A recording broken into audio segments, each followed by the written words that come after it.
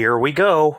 Hey everyone, Templar74 here with another Yu-Gi-Oh video, and today's Yu-Gi-Oh video is going to be my review of the latest episode of Yu-Gi-Oh! Go Rush, episode 50, Battleship Rush Duel review. And I gotta be honest with you guys, this episode was really great, and I'm not just saying that because one of my favorite monsters from Yu-Gi-Oh! 7's made its reappearance in this episode, but this episode had me going WTF quite a bit, and that's probably why this episode just stuck out so well in my opinion. But I'm rambling and we'll talk about that soon enough. So at risk of further rambling, let's move on to the actual episode.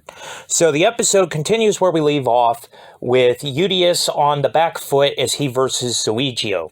And of course, the Earthdammer versus Yuga.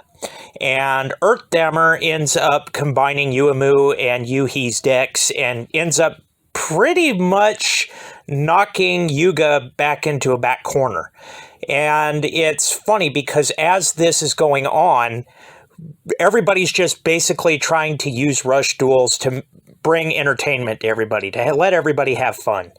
And when Earthdammer gets knocked down in the fight, we see Yuhi end up taking on Yuga. So we got two Odos taking on each other, which is kind of interesting. But that wasn't the big thing, though. The big thing was, during the course of this episode, we learned that Udius ended up finding the relic from Yu-Gi-Oh! 7's. Remember the one where Otis eventually showed up on to Yuga and company, and that's where we got introduced to Otis and the whole Rush Duel King, or the King of Duels storyline in Yu-Gi-Oh! 7's came from? That relic ended up showing itself in the Velgear Star Cluster, and Udius just happened upon it. And the writing that is on the relic, which was believed, if we believe what we had been heard or told in 7's, that Otis created it, basically it had Velgear writing on it. So Udius was able to understand what was on the relic, and Zuigio understood what was on it too, because he found it as well, and he basically tells Udius, you have no idea, no understanding of this, do you? But I do have one big elephant in the room to throw out here. If the relic had writing on it, that Udius and Zuigio, Velgear writing on it, where in the world is Otis?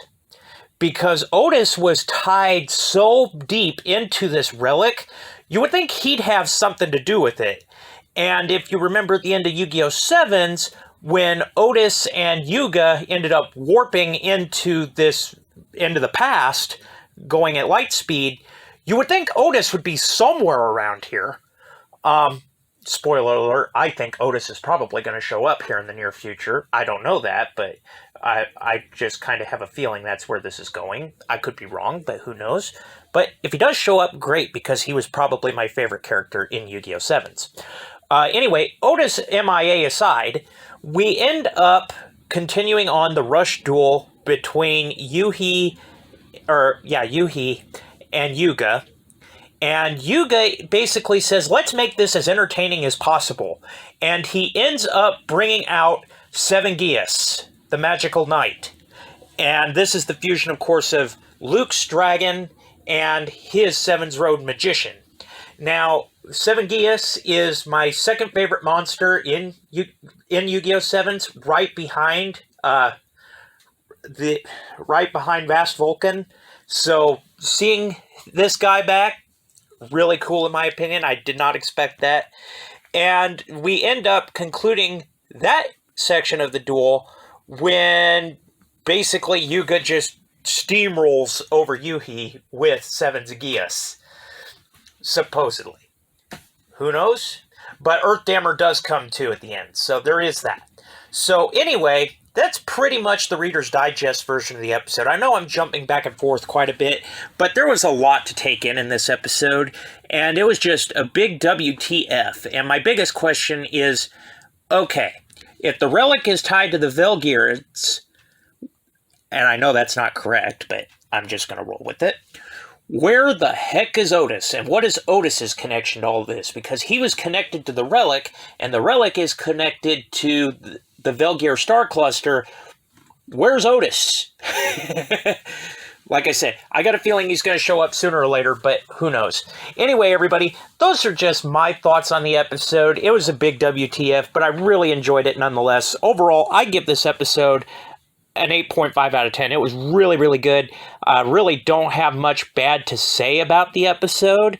But yeah, overall, those are just my thoughts. And as always, I want to hear yours in the comments section down below. Let me know what your guys' thoughts were about this week's episode. Did you love it? Did you hate it? Did you think it was just there? What are your thoughts? Just let me know in the comments section down below. Because as always, I enjoy hearing from you. All right, everyone. As always, Templar74 signing off. Have a great day, everybody. And I'll talk to you all next time. Goodbye, everybody.